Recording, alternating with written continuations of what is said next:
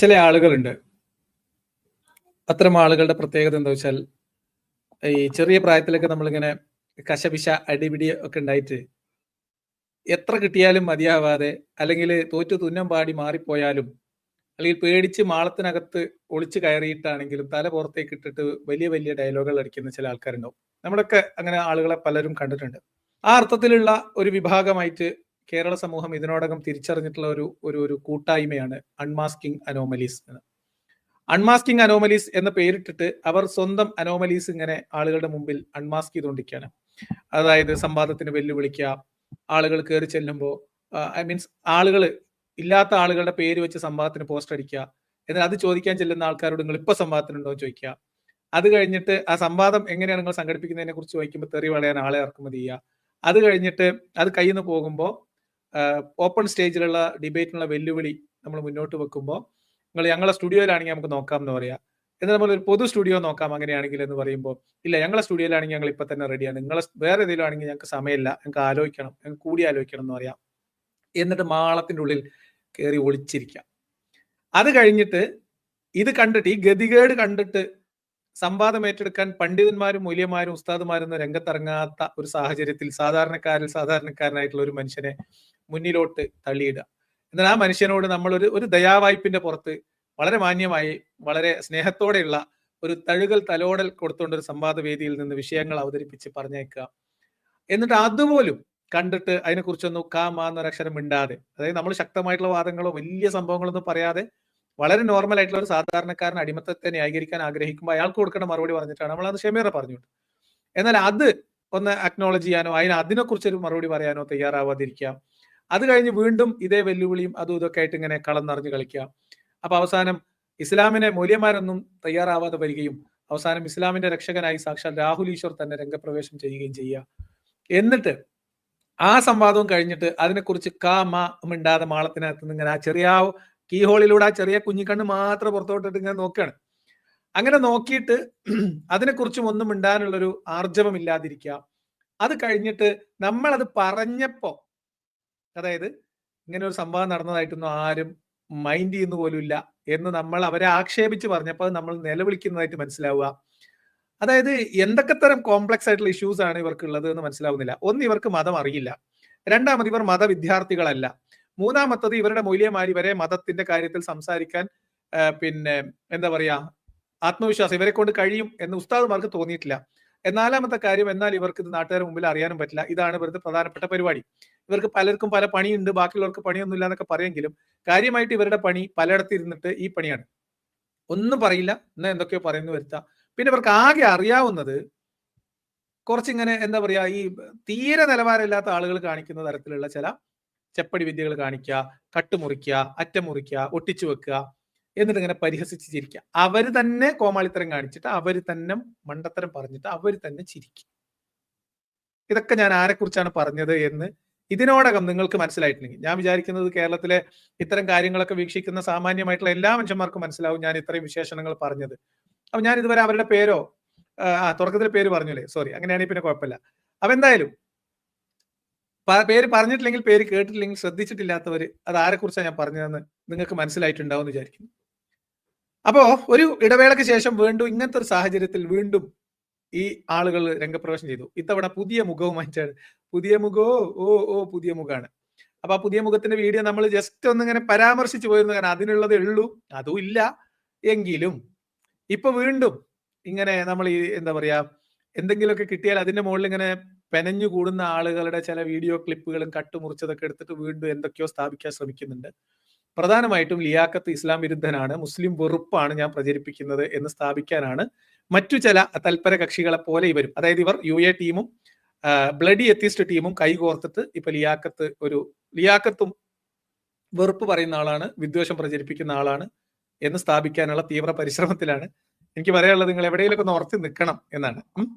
അപ്പൊ എന്തായാലും കാര്യങ്ങൾ അത്രയൊക്കെ ആയ സ്ഥിതിക്ക് നമ്മൾ ഈ പുതിയ താരോദയത്തെ കണ്ടില്ല എന്ന് നടിക്കുന്നത് അത് അദ്ദേഹത്തോട് കാണിക്കുന്ന ഒരു അവഗണനയാണ് എന്ന് കരുതിക്കൊണ്ടും, അൺമാസ്കിംഗ് അനോമലീസ് എന്റെ സ്റ്റുഡിയോയിൽ ഒളിച്ചിരിക്കുന്ന എല്ലാവരെയും പോലെ എല്ലാവരും ഭീരുക്കളാണ് എന്ന് നമ്മൾ മുൻവിധി എഴുതേണ്ടതില്ല എന്നതുകൊണ്ടും ഇദ്ദേഹത്തിന്റെ മുമ്പിൽ നമ്മൾ ഫ്രഷ് ആയിട്ട് ഒരു വെല്ലുവിളി വെക്കുകയാണ്. ഇദ്ദേഹം ഭയങ്കരമായിട്ടുള്ള ഒരു ഇസ്ലാം മത അല്ലെങ്കിൽ UA ടീം പ്രതിസന്ധിയിലായപ്പോൾ അതിനങ്ങ് രക്ഷിച്ചെടുക്കാം എന്ന് വിചാരിച്ച് രംഗപ്രവേശം ചെയ്ത ഇദ്ദേഹത്തിന്റെ മുമ്പിൽ നമ്മളൊരു വളരെ വ്യക്തമായ ഒരു വെല്ലുവിളി വെക്കുകയാണ്. അദ്ദേഹം എനിക്കെതിരെ ആരോപിക്കുന്ന മുസ്ലിം വെറുപ്പ് ഞാൻ പ്രചരിപ്പിക്കുന്നു എന്ന് പറയുന്ന അതേ വിഷയത്തിൽ, അതായത് ISIS-ഉം ഇസ്ലാമും, ഞാൻ അതിന്റെ മുകളിൽ ഇദ്ദേഹത്തിന്റെ ആശയത്തിന്റെ ഉപജ്ഞാതാക്കളിൽ ഒരാളായിട്ടുള്ള മുഹമ്മദ് ബിൻ അബ്ദുൽ വഹാബ് എന്ന് പറയുന്ന ഇവരുടെ തലതൊട്ട ഷെയ്ഖിനെയും കൂടെ ചേർത്ത് വെച്ചിട്ട് ഇസ്ലാമും വഹാബിസവും ISIS-ഉം ഇസ്ലാം തന്നെയാണ്, ഇവർക്ക് മാതൃക മുഹമ്മദാണ് എന്ന വിഷയത്തിൽ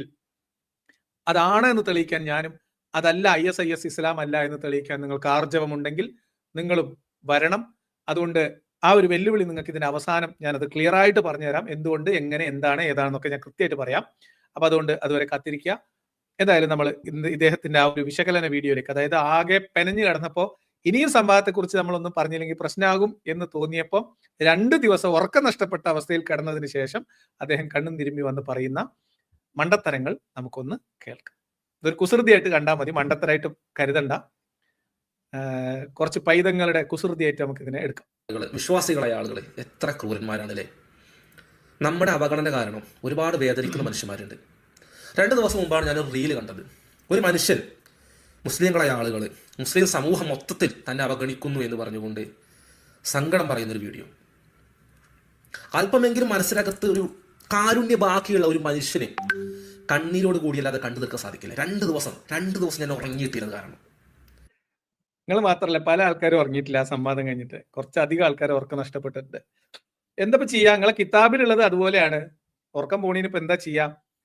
എന്തായാലും നിങ്ങൾ ഉറക്കം നഷ്ടപ്പെട്ടിട്ടാണോ എന്ന് എനിക്കറിയില്ല, നിങ്ങൾക്ക് എന്തോ എവിടെയോ തകരാർ സംഭവിച്ചിട്ടുണ്ട്. ഒരാളുടെ ആത്മവിശ്വാസത്തിൽ അയാൾ പറയുന്ന ഒരു വെല്ലുവിളി സ്വരത്തിലുള്ള ഒരു വാക്ക് കേട്ടിട്ട് അത് നിലവിളിയാണ് എന്നൊക്കെ തോന്നുന്ന അവസ്ഥ, അതായത് ഒരാൾ ചിരിക്കുമ്പോൾ അത് കരയുന്നത് പോലെ ഫീൽ ചെയ്യുന്ന ഒരു അവസ്ഥ. ആ അവസ്ഥക്ക് എന്തെങ്കിലും മെഡിക്കൽ കണ്ടീഷനിൽ വേറെ എന്തെങ്കിലും പേരുണ്ടോ എന്നുള്ളത്, ഒന്നുകിൽ നിങ്ങളെ കൂട്ടത്തിൽ തന്നെ സ്റ്റുഡിയോക്ക് അകത്തുള്ള മുഴുവൻ ഡോക്ടർ ആയവരും പകുതി ഡോക്ടർമാരൊക്കെ ഉണ്ടല്ലോ, അപ്പൊ അവരോട് ആരെങ്കിലും ചോദിക്കുക. പിന്നെ അത് മാത്രമല്ല, ഇത്തരം മാനസികാവസ്ഥകളിൽ ഉപദേശം കൊടുക്കുന്ന അല്ലെങ്കിൽ മാനസികാരോഗ്യത്തിന്റെ കാര്യത്തിൽ ലക്ഷണം നോക്കി അഭിപ്രായം പറയുന്ന ഒരു പല ഡോക്ടറും അവിടെ ഉണ്ടെന്ന് ഞാൻ പറഞ്ഞിട്ടുണ്ട്. അപ്പൊ അദ്ദേഹത്തോട് ചോദിച്ചിട്ടായാലും കുഴപ്പമില്ല. ഇങ്ങനെ ഒരാൾ ചിരിക്കുന്നതും ഒരാള് പിന്നെ ഇങ്ങനെ സംസാരിക്കുന്ന, ആത്മവിശ്വാസത്തോടെ സംസാരിക്കുന്നത് കാണുമ്പോൾ അയാൾ കരയുന്നതായിട്ട് നിലവിളിക്കുന്നതായിട്ട് തോന്നുന്നത് ഏത് തരം മാനസികാവസ്ഥയാണെന്നൊന്ന് തെര്യപ്പെടുത്തുന്നത് നല്ലതായിരിക്കും എന്ന് ഇത്തരുണത്തിൽ ഓർമ്മിപ്പിക്കുന്നു. എന്തായാലും എന്താണ് അദ്ദേഹം ആ നിലവിളി എന്ന രീതിയിൽ പറയാൻ ശ്രമിച്ചത്, അത് നമുക്കൊന്ന് കേൾക്കാം. നമുക്ക് ആ വീഡിയോ കണ്ടിട്ട് വരാം. രാഹുൽ ഈശ്വറുമായിട്ടുള്ള സംവാദത്തെ പറ്റി UA ടീമിൽ ആരെങ്കിലും അഭിപ്രായം പറഞ്ഞു വന്നോ? മുസ്ലിം ലോകത്ത് ഒരെണ്ണം അങ്ങനെ ഒരു സംവാദം നടന്നതുപോലും അറിയാത്തതുപോലെ ചത്തതുപോലെ കിടപ്പാണ്. നമ്മൾ ഇതിനെ ഇങ്ങനെയൊക്കെയാണ് ഇതിനെ അനലൈസ് ചെയ്യുന്നത്. നമ്മുടെ ഷമീർ എങ്ങനെ വീഡിയോ ചെയ്തതെന്ന് മാത്രമേ ഇനി സംശയമുള്ളൂ. ഷമീറും ചെയ്തിട്ടില്ലെങ്കിൽ എന്തായിരുന്നു അതിന്റെ കാര്യം എന്നാണ്. മുസ്ലിം ലോകമേ, നിങ്ങൾ എന്തിനാണ് ഇവരെ അവഗണിക്കുന്നത്? എന്തിനാണ് ഇവരെ വേദനിപ്പിക്കുന്നത്? ഒരു മനുഷ്യന്റെ സങ്കടം നിങ്ങൾ കാണുന്നില്ലേ? ഇത് ഈ വീഡിയോയിൽ നിങ്ങൾക്ക് എന്റെ സങ്കടം കണ്ടത് ആർക്ക്? എനിക്ക് സങ്കടമുള്ള വീഡിയോ പോലെ ആയിട്ട് തോന്നിയത് എന്താ, ഇവരുടെയൊക്കെ നിലവാരം എന്താണെന്നും ഇവരുടെ കയ്യിലുള്ള മരുന്ന് എത്രയാണെന്നും ഇവരുടെ ആത്മവിശ്വാസം എത്ര ഉള്ളൂ എന്നും ഞാൻ പറയുമ്പോൾ ജാള്യത മറക്കാൻ വേണ്ടിയിട്ട് കോപ്രായം കാണിക്കുക എന്നാണ്, മിമിക്രി കാണിക്കുകയാണ്. കോപ്രായം എന്നാണ് ഞങ്ങൾ നാട്ടിൽ പറയാം. കോപ്രായം കാണിക്കാതെ ഇദ്ദേഹത്തിന്റെ കോപ്രായം എത്രത്തോളം അതിര് കടന്ന് അല്ലെങ്കിൽ അതിന്റെ സകല സീമകളിൽ ലംഘിച്ച് കാണുന്നവരുടെ മുഴുവൻ കണ്ണു തള്ളുന്ന തരത്തിലുള്ള കോപ്രായങ്ങളിലേക്ക് ഇദ്ദേഹം കടക്കണം. ഇദ്ദേഹം മാത്രമല്ല, ഇദ്ദേഹം എന്നിട്ട് ഇവര് സ്റ്റുഡിയോയിൽ ഇരുന്ന് സംഘമായിട്ട് ചെയ്ത ഒരു കോപ്രായത്തിന്റെ, ഒരു വിവരക്കേടിന്റെ, ഒരു അല്പത്തരത്തിന്റെ വീഡിയോ ക്ലിപ്പ് ഇദ്ദേഹം ഇവരുടെ ഈ മണ്ടത്തരം സ്ഥാപിക്കാൻ വേണ്ടി അദ്ദേഹം പ്ലേ ചെയ്യുന്നുണ്ട്. അപ്പൊ അതൊക്കെ നമുക്ക് കേൾപ്പിക്കാം, കുറച്ച് വിശദമായിട്ട് തന്നെ കേൾപ്പിക്കാം. രാവിലെ മുതൽ വൈകുന്നേരം വരെ ഡിബേറ്റിനുണ്ടോ എന്ന് പറഞ്ഞ് സ്റ്റേജ് കെട്ടി അതെന്ത് വരുമാനം കൊണ്ട് അങ്ങനെ പിരിവ് നടത്തി ജീവിക്കുന്ന മനുഷ്യരെ നിങ്ങൾ കാണുന്നില്ലേ?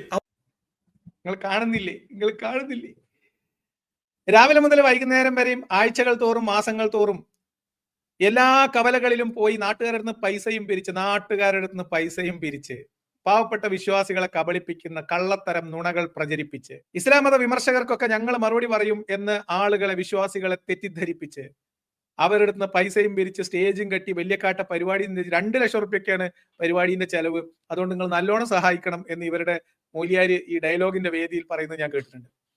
അപ്പൊ ഇങ്ങനെ 2 ലക്ഷം 3 ലക്ഷം ഒക്കെ കൊടുത്ത് പരിപാടിക്ക് സ്റ്റേജും സംവിധാനങ്ങളൊക്കെ ഒരുക്കി വലിയ മൈക്കും സെറ്റും ഭയങ്കര വീഡിയോ വാളും വലിയ സെറ്റപ്പിൽ ഇവർ ഇസ്ലാമിക വിമർശനങ്ങൾക്ക് മറുപടി പറയാൻ വേണ്ടി പരിപാടികൾ അവതരിപ്പിച്ചിട്ട് ഇവിടുന്ന് പിന്നെ ബാംഗ്ലൂരിൽ പോയി പോലും മലയാളത്തിൽ ഇത്തരം വിഷയങ്ങൾ അവതരിപ്പിച്ചിട്ട് അതിന്റെ വീഡിയോ അപ്ലോഡ് ചെയ്തിട്ട് അതിന്റെ മറുപടി വീഡിയോ നമ്മൾ ചെയ്തപ്പോ, അതായത് അവർ ചെയ്ത വീഡിയോക്ക് റെസ്പോണ്ട് ചെയ്തിട്ടുള്ള നമ്മുടെ റിയാക്ഷൻ വീഡിയോ ചെയ്തപ്പോ അതിന് കോപ്പിറൈറ്റ് അടിച്ച് ചാനൽ പൂട്ടിക്കാൻ നോക്കിയ എന്താ പറയാ, അത്രയും വലിയ ആന മണ്ടത്തരം കാണിക്കും. മണ്ടത്തരം എന്നല്ല ഇതിന് പറയാം, അല്പത്തരം കാണിക്കുന്ന നട്ടല്ലില്ലാത്ത വിസ്ഡം ഇസ്ലാമിക് ഓർഗനൈസേഷൻ എന്ന് പറയുന്ന ഒരു വാഴപ്പിണ്ടി സംഘടനയുടെ കുരുന്നു മൊട്ടുകൾ കാട്ടിക്കൂട്ടുന്ന കുസൃതിയായിട്ടാണ് ഞാൻ ഇതിനൊക്കെ കാണുന്നത്. ഒന്ന് ആലോചിച്ച് നോക്കൂ. വിമർശകർക്ക് മറുപടി പറയാൻ വേണ്ടി ഇപ്പോഴും നിങ്ങൾക്ക് വേണമെങ്കിൽ പോയിട്ട് ആ വീഡിയോ പരിശോധിക്കാം. മുലകുടി ഹദീസുമായി ബന്ധപ്പെട്ട് ഇവരുടെ വലിയ മൊലിയാര് ചെയ്ത വീഡിയോ മറുപടി, വിശ്വാസി ചോദിച്ച ചോദ്യത്തിന് ഞാൻ കൊടുത്ത മറുപടി, ഫൈസൽ കൊടുത്ത മറുപടി, അത് നമ്മൾ വിശകലനം ചെയ്തിട്ട് അതിന്റെ പൊള്ളത്തരം തുറന്നു കാണിച്ചപ്പോ ആ വീഡിയോ ആദ്യം അവർ പ്രൈവറ്റ് ആക്കി വെക്കുകയും പിന്നീട് അത് പബ്ലിഷ് ചെയ്യുകയും ചെയ്തിട്ട് ഇപ്പോൾ ആ വീഡിയോയുടെ അവസ്ഥ എന്താ നിങ്ങൾക്ക്? അതിന്റെ കമന്റ് ബോക്സ് ഓഫ് ആണ്. അതിന്റെ കമന്റ് ബോക്സ് ഓഫ് ചെയ്ത് വെച്ചിരിക്കുകയാണ്. ഒരു ഇസ്ലാമിക വിഷയത്തിൽ മുസ്ലിമായ ഒരു വിശ്വാസിയായ ഒരു മനുഷ്യന്റെ ചോദ്യത്തിന് മറുപടിയായിട്ട് ഇസ്ലാമിക ലോകത്ത് ഞങ്ങൾ മാത്രമേ ഉള്ളൂ എന്ന് അവകാശപ്പെട്ടുകൊണ്ട് രംഗത്തിറങ്ങുന്ന ഈ വഹാബി തീവ്ര സംഘം, ഈ പിന്തിരിപ്പൻ ഗോത്ര സംഘം, വിസ്ഡം ഇസ്ലാമിക് ഓർഗനൈസേഷൻ എന്ന് പറയുന്ന ഏറ്റവും എന്താ പറയുക വികൃതമായിട്ടുള്ള ചിന്ത പേറുന്ന, വികൃതമായ ആശയം പേറുന്ന, സാമൂഹ്യ വിരുദ്ധതയുടെ മൊത്തക്കച്ചവടക്കാരായിട്ടുള്ള ആളുകൾ, സ്ത്രീ വിരുദ്ധതയുടെ മൊത്തക്കച്ചവടക്കാരായിട്ടുള്ള ആളുകൾ, അത്തരം ആളുകൾ സംഘടിപ്പിക്കുന്ന പരിപാടിയിൽ അവര് വിശദീകരിച്ച വിശദീകരണക്കുറിപ്പിന് നമ്മൾ റിയാക്ട് ചെയ്തപ്പോ നമ്മുടെ ചാനൽ പൂട്ടിക്കാൻ വേണ്ടിയിട്ട് കോപ്പിറൈറ്റ് സ്ട്രൈക്ക് കൊടുക്കുക എന്നതിൽ കലിഞ്ഞ ഒരു ഗതികേട് വിസ്ഡം ഇസ്ലാമിക് ഓർഗനൈസേഷൻ ഇനി വരാനില്ല. ഞാനിത് വെറുതെ പറഞ്ഞാൽ ഞാൻ അതിന്റെ തെളിവ് ഞാൻ നിങ്ങളുടെ മുമ്പിൽ ഇതിനോടകം സമർപ്പിച്ചു കഴിഞ്ഞിട്ടുണ്ട്. ആ ഇമേജ് കിട്ടുകയാണെങ്കിൽ ഞാൻ അത് ഒരിക്കൽ കൂടി നിങ്ങളെ കാണിക്കാം. വിസ്ഡം ഇസ്ലാമിക് ഓർഗനൈസേഷൻ എന്ന് പറയുന്ന ഈ സംഘത്തിന്റെ ഗതികേടിന്റെ ആഴം മനസ്സിലാക്കാൻ വേണ്ടി മാത്രം ഞാൻ അതൊരിക്കൽ കൂടി നിങ്ങളെ കാണിക്കാൻ പറ്റുന്നുണ്ട്.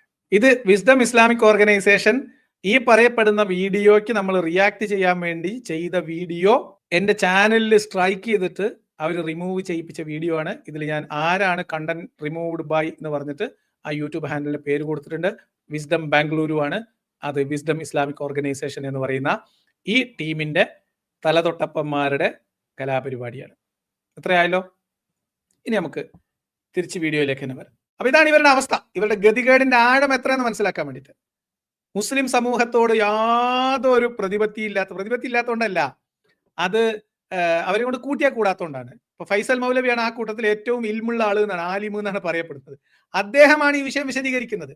ഒരു വിശ്വാസി, പല ആളുകളും വിമർശകരും വിശ്വാസത്തിനകത്തും പുറത്തുള്ളവർക്ക് കൺഫ്യൂഷൻ ഉണ്ടാക്കുന്ന ഒരു ചോദ്യമായിട്ട് ഈ സാലിമിന് മുല കൊടുത്ത ഹദീസിനെ കുറിച്ച് ചോദിക്കുമ്പോൾ ആ ചോദിച്ച ചോദ്യത്തിന് വിസ്ഡം ഇസ്ലാമിക് ഓർഗനൈസേഷന്റെ കീഴിൽ ഇന്ന് നിലവിലുള്ളതിൽ ഏറ്റവും കൂടുതൽ കിതാബ് തിരിയുന്ന ഒരു മൊലിയരായിട്ട് ഇവർ പറയപ്പെടുന്ന സാക്ഷാൽ ഫൈസൽ മൗലവി, ആ ഫൈസൽ മൗലവി വിശദീകരിച്ചു കൊടുത്ത മറുപടി ആദ്യം ചാനലിൽ നിന്ന് പ്രൈവറ്റ് ആക്കി വെക്കുന്നു.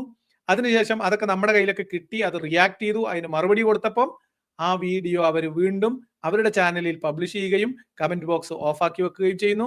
അതിനുശേഷം എന്റെ വീഡിയോയ്ക്ക് കോപ്പിറൈറ്റ് സ്ട്രൈക്ക് തന്നിട്ട് ആ വീഡിയോ റിമൂവ് ചെയ്യാൻ ശ്രമിക്കും. ഞാൻ അതിന് കൗണ്ടർ നോട്ടിഫിക്കേഷൻ കൊടുത്തിട്ടുണ്ട്, കൗണ്ടർ അഫിഡവിറ്റ് കൊടുത്തിട്ടുണ്ട്. ഇതാണ് വിസ്ഡം ഇസ്ലാമിക് ഓർഗനൈസേഷൻ എന്ന് പറയുന്ന അവരുടെ മാതൃ സംഘടനയുടെ ഗതികേട്. വലിയ മൗലിയമാരെ കഥയാണ് ഞാൻ പറഞ്ഞ്. പിന്നെ ഈ സ്റ്റുഡിയോന്റെ ഉള്ളിൽ നിന്ന് പുറത്തിറങ്ങാൻ ആർജവമില്ലാത്ത എല്ലാ അൽകുൽത്ത് വഹാബി കൂട്ടങ്ങളുടെയും പിന്നെ പിന്തുണയോടുകൂടി പ്രവർത്തിക്കുന്ന ഈ ന്യൂജൻ ദഅവ കുട്ടികൾക്ക് എങ്ങനെയാണ് ഇസ്ലാമിനെ പ്രതിരോധിക്കാൻ കഴിയുക? അവരുടെ മുമ്പിൽ പരിഹാസവും കളിയാക്കലോ അല്ലാതെ എന്താണ് ഉണ്ടാവുക?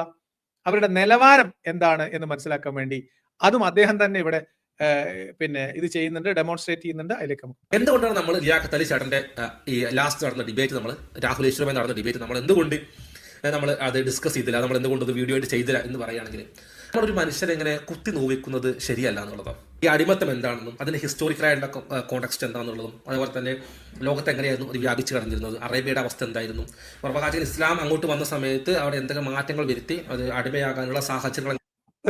ഒരു കാര്യം ശ്രദ്ധിക്കാം.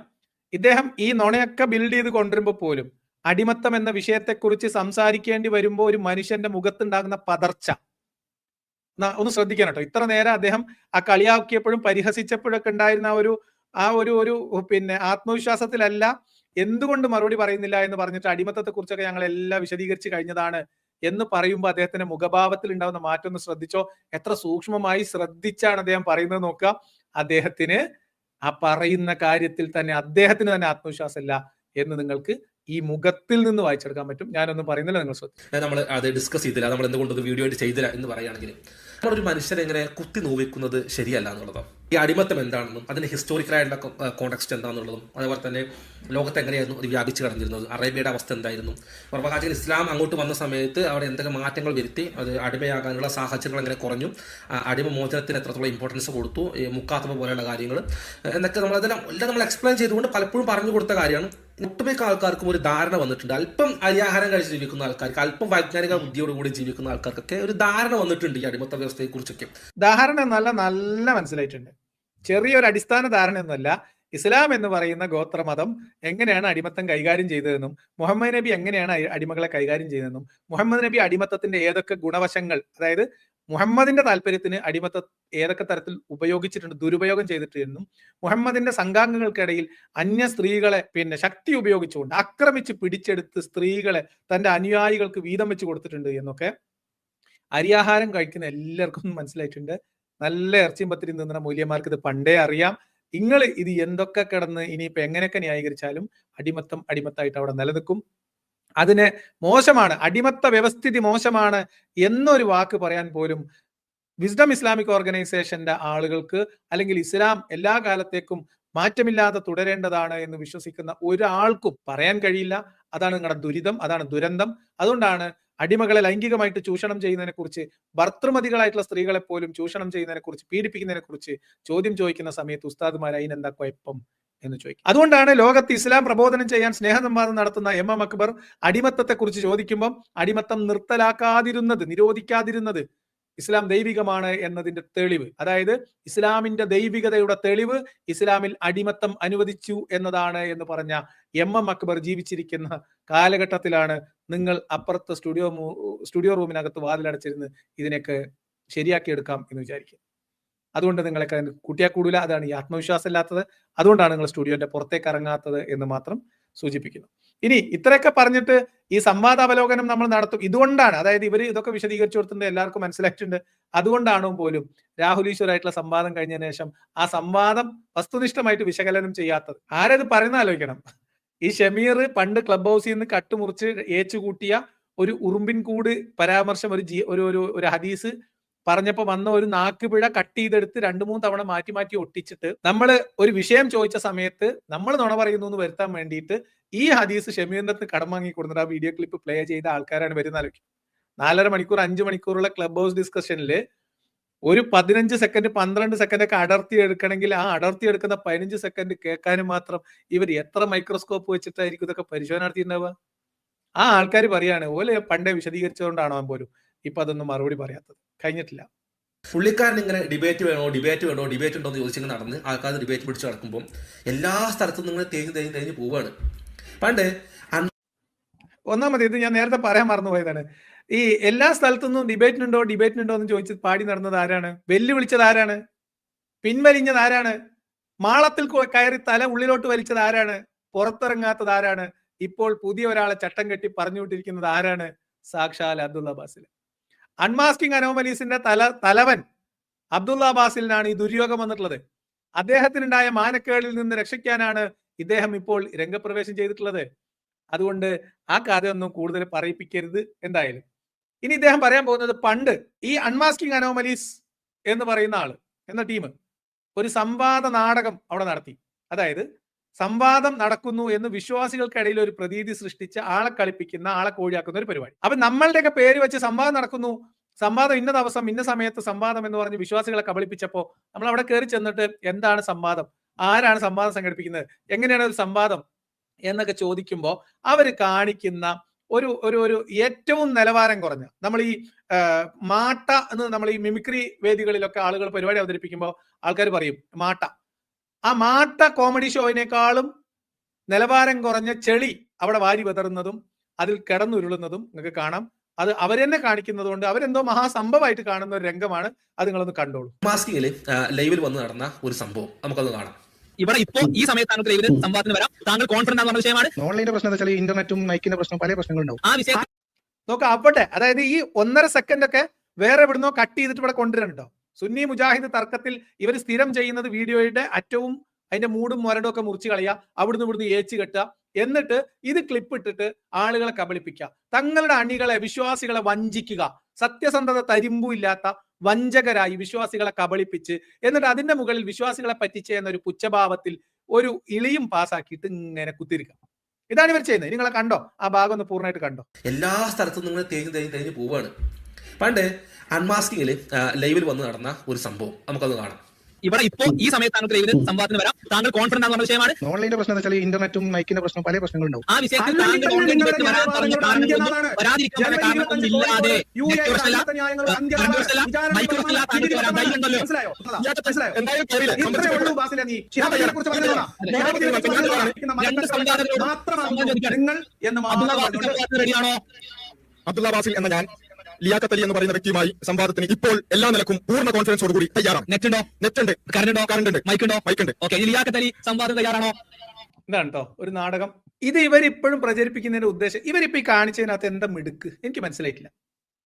എന്റെ പേര് വെച്ച് സംവാദം നടക്കുന്നു എന്ന് പബ്ലിഷ് ചെയ്യുകയും ആ വേദിയിൽ ചെന്നുകൊണ്ട് എങ്ങനെയാണ് ഒരു സംവാദം സംഘടിപ്പിച്ചത്, എങ്ങനെയാണ് ഞാനുമായിട്ടുള്ള സംവാദങ്ങൾ ഇപ്പോൾ നടക്കുന്നു എന്ന ആളുകളെ പറഞ്ഞ് കബളിപ്പിക്കുന്നത്, ഇത് ചോദിക്കാൻ ചെന്ന എന്നോട് അവൻ അവിടെ കല്യാണത്തിന് ഈ ക്രൈസ്തവ രീതിയിലുള്ള മനസ്സമ്മതത്തിന് സമ്മതം ചോദിക്കുന്ന പോലെയാണ് അവർ ചോദിക്കുന്നത്. എന്ത് സമ്മതം? തയ്യാറാണോ? തയ്യാറാണ്. ഇങ്ങനെയാണ് സംവാദം നടത്തുക. നിങ്ങൾ ഓൺലൈൻ സംവാദം എങ്ങനെയാ? മരണപ്പെട്ടു പോയ ഷിഹാബുദ്ദീൻ മേത്തർ അവരുമായിട്ട് ഓൺലൈൻ ഡിബേറ്റ്, ഞാൻ ഓൺലൈൻ ഡിബേറ്റ് ഒരു ഘട്ടത്തിലും ആരുമായിട്ടും താല്പര്യമില്ലാത്ത ആളാണ്. കാരണം ഈ ഡിബേറ്റിന് അതിൻ്റെതായിട്ടുള്ള ഒരു ഫീലും അതിൻ്റെതായിട്ടുള്ള ഒരു ഗാംഭീര്യം ഒക്കെ കിട്ടണമെങ്കിൽ ഓഫ്ലൈൻ സൗകര്യം ഉണ്ടാവുമ്പോൾ അത് തന്നെയാണ് നല്ലത്.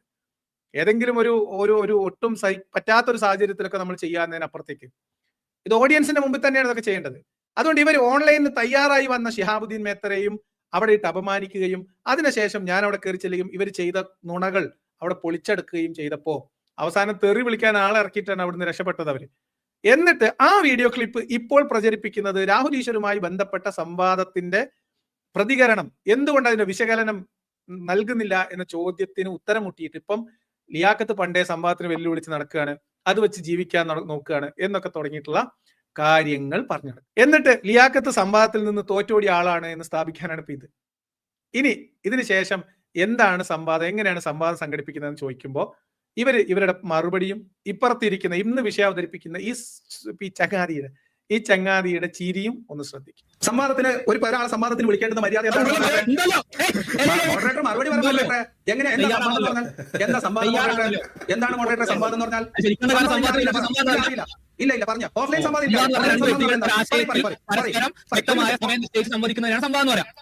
Very good. അപ്പൊ ആരൊക്കെയാണ് സംവാദിക്കുക? ഒരു മിനിറ്റ് പറയാമല്ലോ, എനിക്ക് ഓൺലൈൻ സംവാദം അറിയില്ല, അത് പഠിക്കാൻ വന്നതാ. പറ. പണ്ട് നടന്ന സംഭവമാണ്, നാട്ടുകാർ മുഴുവൻ കണ്ടതാണ്. പിന്നെ അത് എടുത്ത് കൊടുത്തിട്ട് ബാസിലിനെ ഇനി ഇടങ്ങറാക്കല്. അൺമാസ്കിംഗ് അനോമലീസ് എന്ന് പറയുന്ന ഈ വികൃതി കൂട്ടം എത്രമേൽ ഗതികെട്ട ഒരു അവസ്ഥയിലാണ് ജീവിക്കുന്നതെന്ന് നാട്ടുകാർക്ക് മൊത്തം അറിയാം. ഇതൊക്കെ കഴിഞ്ഞു, സംവാദത്തിന് വിളിച്ചു, നേരിട്ട് വരുന്നില്ല, സംവാദത്തിന് മാളത്തിനകത്ത് പുറത്തിറങ്ങൂല. അതായത് സ്റ്റുഡിയോക്കാണെങ്കിൽ നോക്കാന്ന് പറഞ്ഞു. ശരി ആയിക്കോട്ടെ, നമുക്ക് ഓഡിയൻസിനെ പേടിയാണെങ്കിൽ നമുക്ക് സ്റ്റുഡിയോക്കകത്ത് ആവാം. അങ്ങനെ സ്റ്റുഡിയോക്കകത്ത് വെക്കുമ്പോൾ നിങ്ങളൊരു കാര്യം ചെയ്യേ, നമുക്കൊരു പൊതു സ്റ്റുഡിയോയിലേക്ക് പോവാം.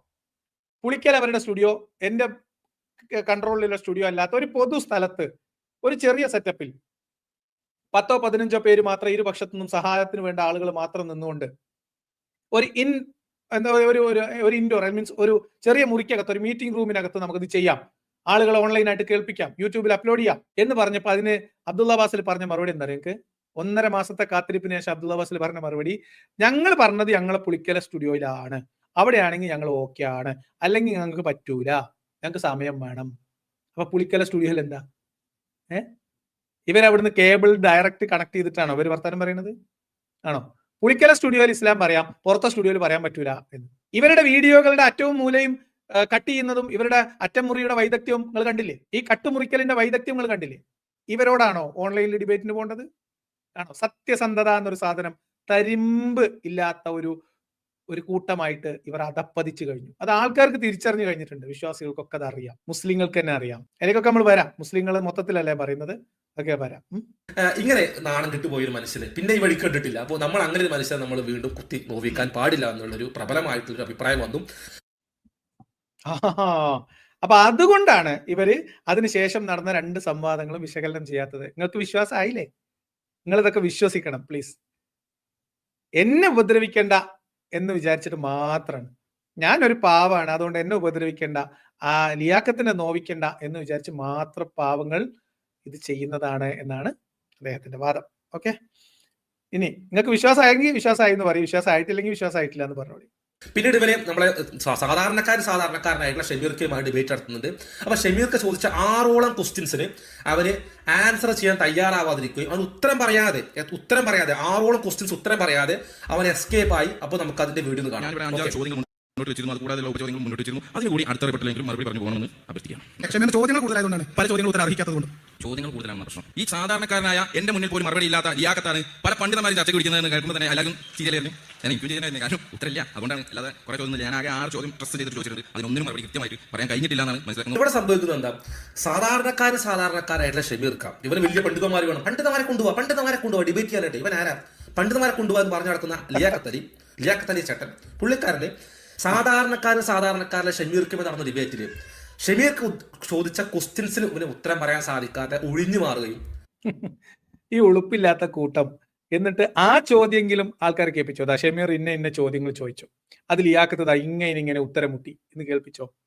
എന്നിട്ട് ആ സംവാദം നടന്നതായിട്ട് നിങ്ങൾ ആൾക്കാരെ കേൾപ്പിച്ചു. അതായത് ഷമീറിന്റെ മുമ്പിൽ, സാധാരണക്കാരനായ ഷമീറിന്റെ മുമ്പിൽ ഷമീർ ചോദിച്ച 6 ചോദ്യങ്ങൾക്ക് ഉത്തരമില്ലാതെ ഇസ്ലാം മത വിമർശകനായ ലിയാഖത്ത് എയറിൽ പോകുന്നതും അവിടുന്ന് കണ്ടം വഴി ഓടുന്നതും ഒക്കെ നിങ്ങൾ കണ്ടിട്ട് അത് നിങ്ങൾ വിശ്വാസികളെ കാണിച്ചോ?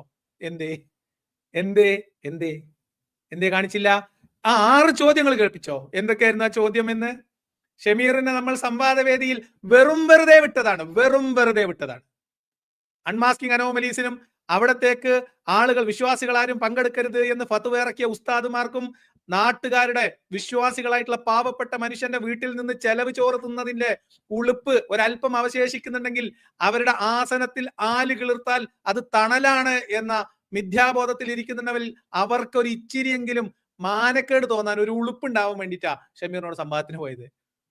നിങ്ങളെ കൂട്ടത്തിൽ ആർക്കും ധൈര്യമില്ല എന്നും ഈ സംവാദത്തിന് വന്നാൽ എന്താകും അവസ്ഥ എന്ന് തിരിച്ചറിയാത്ത ഒരു സാധാരണക്കാരനായിട്ടുള്ള ഒരു മനുഷ്യൻ, ഒരു പാവപ്പെട്ട മനുഷ്യൻ, ഷമീറിന് ഇസ്ലാമിക കാര്യത്തിൽ എന്തൊക്കെയാണ് അറിയുക എന്നുള്ളത് നമുക്ക് അതിന് മുമ്പേ അറിയാം. അതുകൊണ്ട് ഷമീർ വന്നു, സംവാദം നടന്നു, ഷമീർ പറഞ്ഞ കാര്യങ്ങൾക്കൊക്കെ അവിടെ മറുപടി കൊടുത്തിട്ടുണ്ട്. എന്നിട്ട് സ്റ്റുഡിയോന്റെ ഉള്ളിൽ ഒളിച്ചിരുന്നിട്ട് നിങ്ങൾ പിന്നെ ഗൂഗിൾ ഷീറ്റിൽ അപ്പോൾ അപ്ഡേറ്റ് ചെയ്ത് കൊടുത്ത കുറെ ചോദ്യങ്ങൾ, ഉത്തരങ്ങൾ എന്നൊക്കെ പറഞ്ഞിട്ട് അവിടെ കാണിച്ച സാധനങ്ങൾ പ്ലേ ചെയ്യേ. അങ്ങനെ ഞാൻ തോറ്റ് തുന്നം പാടിയിട്ട് ആ വീഡിയോ നിങ്ങൾ നാട്ടുകാരെ കേൾപ്പിക്കാതെ നിങ്ങൾ വിശ്വാസികളെ പറ്റിച്ചോ. അപ്പോ ലിയാഖത്ത് സംവാദത്തിൽ തോൽക്കുന്നത്, അതും ഒരു സാധാരണക്കാരനായിട്ടുള്ള ഷമീറിന്റെ മുമ്പിൽ തോറ്റ് തുന്നം പാടുന്നത് വിശ്വാസികളെ കേൾപ്പിക്കാനുള്ള ബാധ്യത നിങ്ങൾക്ക് ഉണ്ടായിരുന്നില്ലേ? ആ സംവാദം നിങ്ങൾ വിശകലനം ചെയ്യണമായിരുന്നില്ലേ? ഇങ്ങനെ ഒരാൾ സംവാദം നടത്തിയെന്നും ഇങ്ങനെ ലിയാഖത്ത് ഇസ്ലാമിനെ വിമർശിച്ചുകൊണ്ടിരിക്കുന്ന ഈ ലിയാഖത്ത് ഷമീറിനോട് അവിടെ തോറ്റമ്പി എന്നും നിങ്ങൾ നാട്ടുകാരോട് പറയേണ്ടതായിരുന്നില്ലേ? എന്തേ പറയാതിരുന്നത്? എന്തേ അത് പറയാൻ നിങ്ങൾക്ക് ഉറപ്പില്ലാതെ പോയത്? എന്തേ ഉറപ്പില്ലാണ്ട് പോയി?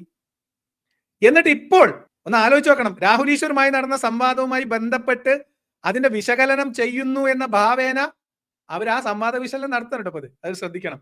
എന്നിട്ട് ഇവിടെ ഇപ്പൊ ഈ 6 ചോദ്യം കേൾപ്പിച്ചോ? ഇല്ല. അപ്പൊ എന്തൊക്കെയായിരുന്നു 6 ചോദ്യങ്ങൾ? ഷമീറിന്റെ ചോദ്യങ്ങളും ഉപചോദ്യങ്ങളൊക്കെ അവിടെ അഡ്രസ് ചെയ്തിട്ടുണ്ട്. ചില ചോദ്യങ്ങൾ ചോദ്യം ചോദിക്കുന്നവന് ചോദ്യം എന്താണെന്ന് പോലും തിരിച്ചറിയാത്ത, ഉത്തരം പറഞ്ഞിട്ട് ആളെ കളിയാക്കണ്ട, ഒരു ആളുകളുടെ ഇടയിൽ നമ്മൾ ഒരു പരിധി വിട്ട് ഒരു മനുഷ്യനെ അവഹേളിക്കേണ്ട, ആക്ഷേപിക്കേണ്ട, മാനം കെടുത്തണ്ട എന്ന് വിചാരിച്ചിട്ട് നമ്മൾ പല കാര്യങ്ങളും ഒഴിവാക്കി വിട്ടു. അത് ഇസ്ലാമുമായി ബന്ധപ്പെട്ട കാര്യമേ അല്ല. എന്നിട്ട് അത് പൊക്കി പിടിച്ചാണ്ടാണ് ഇപ്പൊ വരവ്. ആ സംവാദം നിങ്ങൾ കേൾപ്പിക്കുക, ഞാൻ ഉത്തരം മുട്ടിയ സംവാദം അല്ലേ എന്തെങ്കിലും നാട്ടുകാരെ കേൾപ്പിക്കാത്തത്? നിങ്ങൾ ആരെയാണ് ഈ കോഴിയാക്കുന്നതെന്ന് ആലോചിക്കും. അടുത്തത് അതിനുശേഷം പിന്നീട് അപ്പോൾ രാഹുൽ ഈശ്വറുമായിട്ടൊരു ഡിബേറ്റ് പിടിച്ചിട്ടുണ്ട്. നിങ്ങളത് ആലോചിച്ചു നോക്കുക. ഇപ്പോൾ എക്സ് മുസ്ലിംസിന്റെ ട്രെൻഡ് അങ്ങനെയാണല്ലോ. അതായത് ഇസ്ലാമിക് വിഷയം സംസാരിക്കാനായിട്ട് മുസ്ലിങ്ങൾ വേണമെന്നൊന്നുമില്ല, ആരായാലും കുഴപ്പമൊന്നുമില്ല, ഇസ്ലാമിക് വിഷയങ്ങൾ ചർച്ച നടത്തിയാൽ മതി, സ്റ്റേജ് കെട്ടണം, പിരിക്കണം, അങ്ങനെ ജീവിക്കണം, ഇതാണ് ലക്ഷ്യം.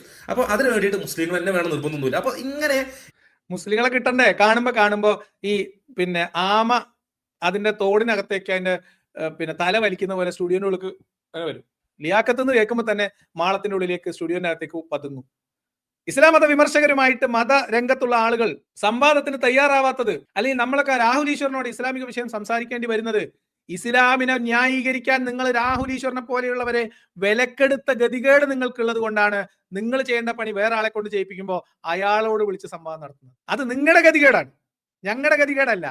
ഇസ്ലാമിക വിഷയത്തിൽ ഇസ്ലാമിലെ അടിമത്തം എന്ന വിഷയത്തിൽ ലിയാഖത്ത് എന്ന് പറയുന്ന ഒരു മതവിമർശകനോട് രാഹുൽ ഈശ്വർ സംവാദത്തിന് വരേണ്ടി വന്നു എങ്കിൽ അത് ഇസ്ലാമിക സമൂഹത്തിന്റെ ഗതികേടാണ്, മുസ്ലിം കൗമിന്റെ ഗതികേടാണ്, ഉമ്മത്തിന്റെ ഗതികേടാണ്. വിസ്ഡം ഇസ്ലാമിക് ഓർഗനൈസേഷൻ എന്ന് പറയുന്ന ഈ സംഘത്തിന്റെ പരാജയമാണ്, നിങ്ങളൊരു ദുരന്തമാണ് എന്ന പ്രഖ്യാപനമാണ്. എന്തുകൊണ്ട്?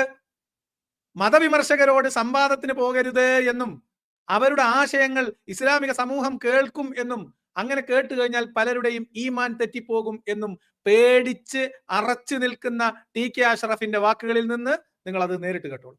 എന്തുകൊണ്ടാണ് രാഹുൽ ഈശ്വറിനോട് സംവാദം നടത്തേണ്ട ഗതികേട് ഇവിടുത്തെ മതവിമർശകർക്ക് വരുന്നത്? എന്തുകൊണ്ടാണ് ഉസ്താദുമാർ തേങ്ങാച്ചോറും ബീഫ് ചാറും പപ്പടവും ക്യാബേജ് ഉപ്പേരിയും മണമണാന്ന് നാട്ടുകാരെ ചെലവിൽ വെട്ടുവിഴുങ്ങുന്ന ഉസ്താദുമാര് എന്തുകൊണ്ടാണ് സംവാദത്തിന് വരാത്തത്? പാവപ്പെട്ട വിശ്വാസികളുടെ കുട്ടികളുടെ സംശയം തീർക്കാൻ ആ പാവപ്പെട്ടവന്റെ വീട്ടിൽ നിന്ന് അവരുടെ ഉമ്മമാര്, നിങ്ങൾ പഠിപ്പിക്കുന്ന കുട്ടികളുടെ ഉമ്മമാര് നിങ്ങൾക്ക് തന്നുവിടുന്ന ചെലവ് ചോറിന്റെ ആ ഒരു ഊർജ്ജെങ്കിലും അല്ലെങ്കിൽ അതിനുള്ള നന്ദിയെങ്കിലും നിങ്ങൾ കാണിക്കാത്തത്, ആ ഉത്തരവാദിത്വം നിങ്ങൾ ഈ സമൂഹത്തോട് കാണിക്കാത്തത് എന്തുകൊണ്ടാണ്? നിങ്ങൾ കേട്ടോളി. TK അഷ്റഫ് എന്താ പറയുന്നത്? 3 മണിക്കൂറാണ് സംവാദമെങ്കിൽ 1.5 മണിക്കൂർ ഈ ടീമാണ് ചർച്ച ചെയ്യുക, സംസാരിക്കുക. 1.5 മണിക്കൂർ മുസ്ലിം ഇസ്ലാമിന്റെ പക്ഷത്തു നിന്നുള്ള ആൾക്കാരും എന്ത് ചെയ്യും? സംസാരിക്കും. അപ്പൊ ഇതിന്റെ ശ്രോതാക്കള് മഹാഭൂരിപക്ഷം ഉണ്ടാകുക ഇങ്ങനത്തെ ഇസ്ലാമിക പണ്ഡിതന്മാരൊക്കെ ഇതിന്റെ മുൻനിരയിൽ വരുമ്പോൾ അവരുടെ അനുയായികളായിരിക്കും മഹാഭൂരിപക്ഷം ഉണ്ടാകുക. അവർ ഇത്രയും കാലമായിട്ട് ഇത്തരം സംഗതികളൊന്നും ഇതിലുള്ള വീക്ഷിച്ചിട്ടുണ്ടാവില്ല. ഇത്തരം ആളുകളുടെ ശ്രോതാക്കളാക്കി മുസ്ലിം കമ്മ്യൂണിറ്റിയെ മാറ്റാൻ വേണ്ടി യുക്തിവാദികൾ കാണിക്കുന്ന ചില കുതന്ത്രങ്ങളിൽ തലവെച്ച് കൊടുക്കുന്ന പരിപാടി എന്ത് ചെയ്യാൻ പാടില്ല, നമ്മൾ ആളുകൾ ചെയ്യാൻ പാടില്ല എന്നാണ് എനിക്ക് ആ കാര്യത്തിൽ പറയാനുള്ള അഭിപ്രായം. അപ്പോൾ ബേസ് ഇല്ലാത്ത ആളുകൾ ഇത്തരം കുതർക്കങ്ങൾ കേട്ട് കഴിഞ്ഞാൽ ചിലപ്പോൾ ചില ആളുകളുടെ ഈമാൻ പഴച്ചു പോകാൻ തന്നെ ഇതായിരിക്കും കാരണം. നമ്മൾ ഇങ്ങോട്ട് കുറെ ആൾക്കാരെ കിട്ടുമെന്ന് വിചാരിക്കുന്നില്ല, ഇവിടുന്ന് ഒരാളുടെ ഈമാൻ തെറ്റിയാണ്ട് അങ്ങോട്ട് പോണതാണ് എന്ത് അതീവ ഗൗരവതരം എന്ന് നമ്മൾ മനസ്സിലാക്കണം. അതിന്റെ പേരിൽ ആർക്കെങ്കിലും ഈമാൻ നഷ്ടമായിട്ടുണ്ടെങ്കിൽ ഈ ആൾക്കാർക്ക് മറുപടി പറയേണ്ടി വരും, തർക്കമൊന്നുമില്ല. ഇതുകൊണ്ടാണ് ഉസ്താദുമാര് അല്ലെങ്കിൽ മതത്തിന്റെ ആളുകൾ മതത്തിന് വേണ്ടി പോരാടാൻ തയ്യാറായി നടക്കുന്നവർ, ഷഹീദാകാൻ വേണ്ടി തയ്യാറായി നടക്കുന്ന മുജാഹിദുകളിൽപ്പെട്ട ആളുകൾ പോലും മതവിമർശകരെ ഇസ്ലാമിക വിഷയത്തിൽ നേരിടാൻ വരാത്തത് ഈ പേടി കൊണ്ടാണ്. മതവിമർശകർ പറയുന്നത് വിശ്വാസികൾ കേൾക്കും. ബേസില്ലാത്ത ആളുകൾ എങ്ങാനും സംവാദത്തിന് പോയാൽ അത് ബാസിലിനെ ഉദ്ദേശിച്ചിട്ടായിരിക്കും. അപ്പോ അല്ലെങ്കിൽ ജുനൈദിനാണ്, എനിക്കറിയില്ല ജുനൈദാണെന്ന് അദ്ദേഹത്തിന്റെ പേര് എന്ന് എനിക്ക് തോന്നുന്നു. ഇദ്ദേഹം ഇവിടെ ഇപ്പോ ചില കമന്റുകളിൽ നിന്ന് ഞാൻ അത് മനസ്സിലാക്കും. അപ്പോ ജുനൈദായാലും കുഴപ്പമില്ല, ബാസിലായാലും കുഴപ്പമില്ല. എന്നാൽ ഈ കുട്ടികൾക്ക് ബേസില്ലെങ്കിൽ മൂത്ത മൗലവിമാർ അവിടെ ഇല്ലേ? ഫൈസൽ മൗലവി ഇല്ലേ? മുജാഹിദ് ബാലുശ്ശേരി ഇല്ലേ? CP സലീം ഇല്ലേ? TK അഷ്റഫ് ഇല്ലേ? വരണം മിസ്റ്റർ TK അഷ്റഫ്. നിങ്ങൾക്ക് ബേസ് ഇല്ലേ?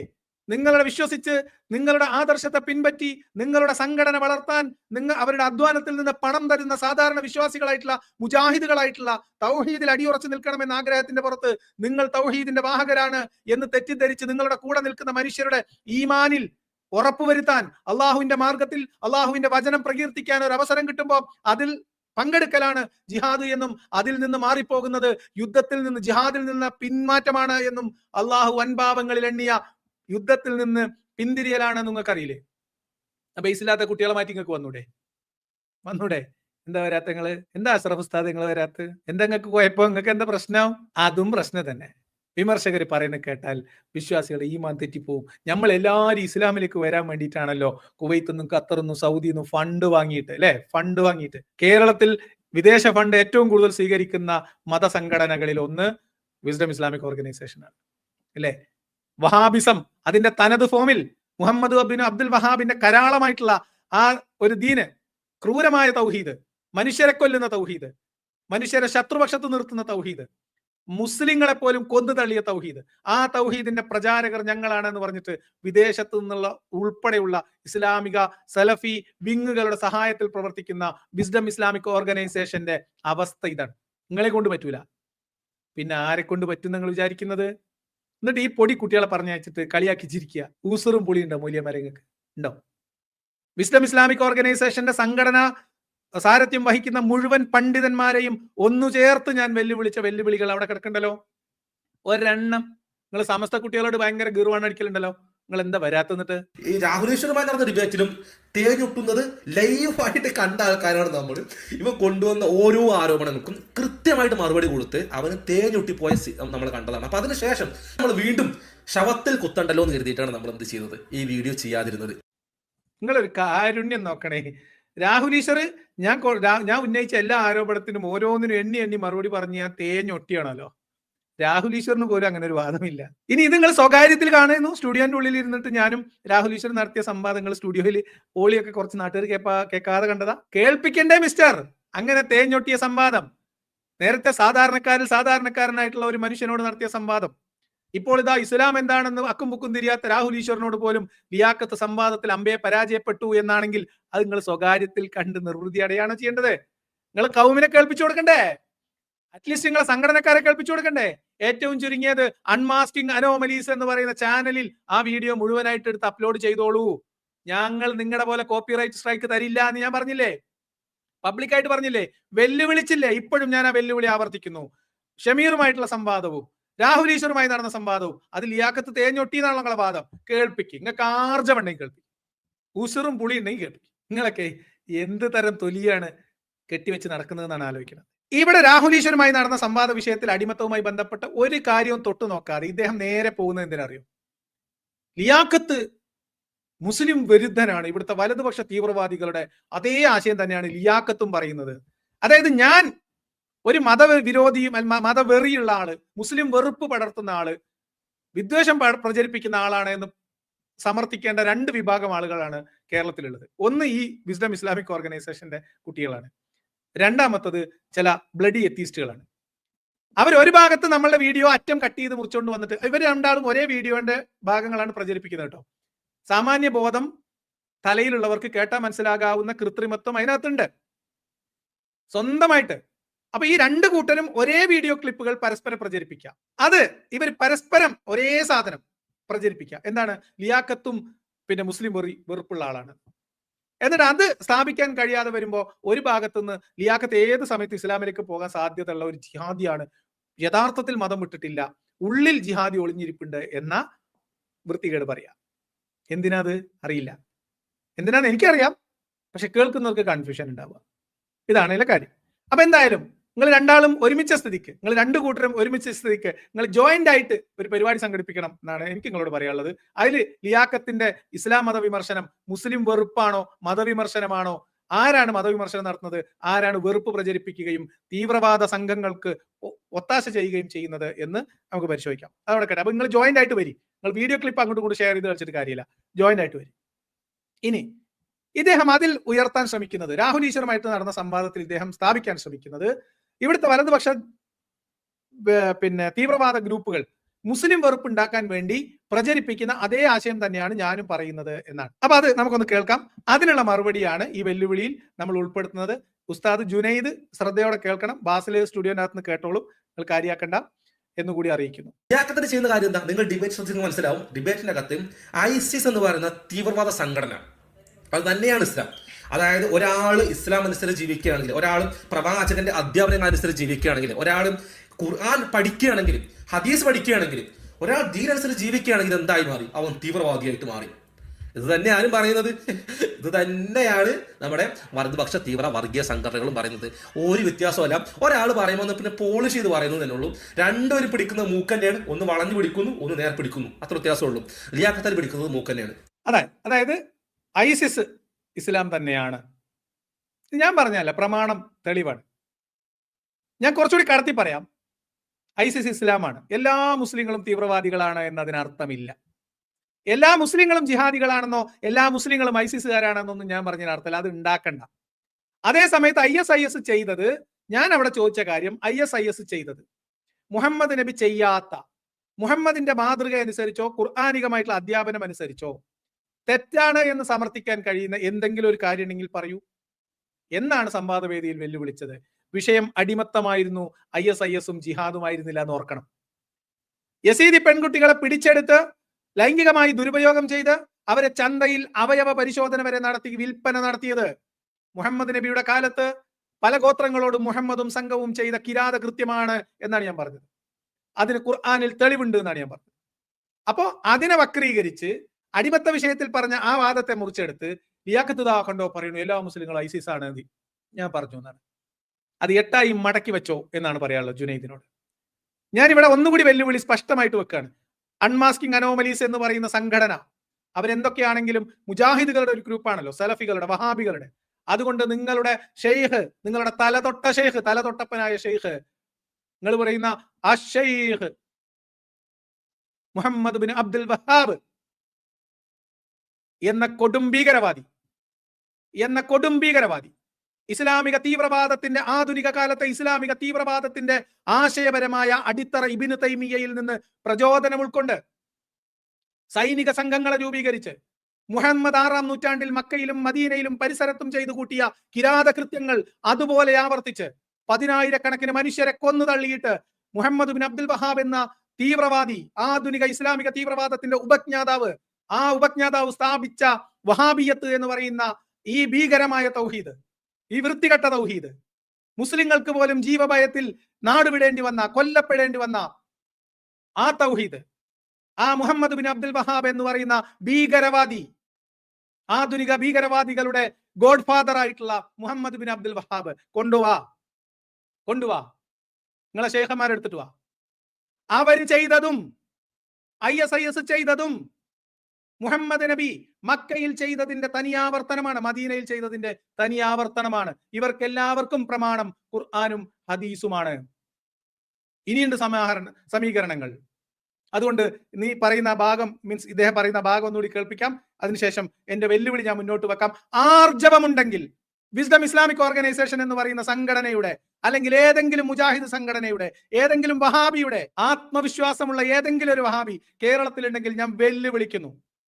ISIS-ഉം മുഹമ്മദ് ബിൻ അബ്ദുൽ വഹാബും ആത്മീയമായ പ്രചോദനം അല്ലെങ്കിൽ ആശയപരമായിട്ടുള്ള പ്രചോദനം ഉൾക്കൊണ്ടത് ഒരേ കിതാബിൽ, ഒരേ ഇമാമിൽ നിന്ന്, മുഹമ്മദിന്റെയും ഖുർആനിന്റെയും വെളിച്ചത്തിൽ, വ്യാഖ്യാനത്തിൽ ഇവർ രണ്ടുപേരും പിൻപറ്റുന്ന ഒരൊറ്റ ഇമാമിന്റെ ആശയധാരയിൽ നിന്നാണ് എന്ന് മുഹമ്മദ് ബിൻ അബ്ദുൽ വഹാബിന്റെ പ്രാവർത്തിക പദത്തിലാക്കാൻ കഴിഞ്ഞ ഈ ഭീകരവാദത്തിന്റെ, ഈ ആധുനിക ഭീകരവാദത്തിന്റെ ഓരം പറ്റിയാണ് ഇന്ന് ലോകത്തുള്ള മുഴുവൻ ഇസ്ലാമിക തീവ്രവാദ സംഘടനകളും പ്രവർത്തിക്കുന്നത് എന്ന് തെളിയിക്കാൻ ഞാൻ തയ്യാറാണ്.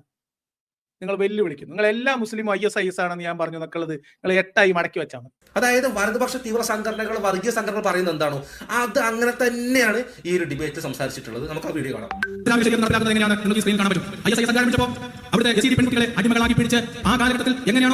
നോക്കോ, എന്റെ മുഖഭാവം നോക്കട്ടോ. നിനക്ക് വല്ല ചവിട്ട് നാടകത്തിനും പറഞ്ഞേക്കുന്നതായിരിക്കും നല്ലതെന്ന് എനിക്ക് തോന്നുന്നു. അതോ ഇനി വേറെ എന്തെങ്കിലും പ്രശ്നം?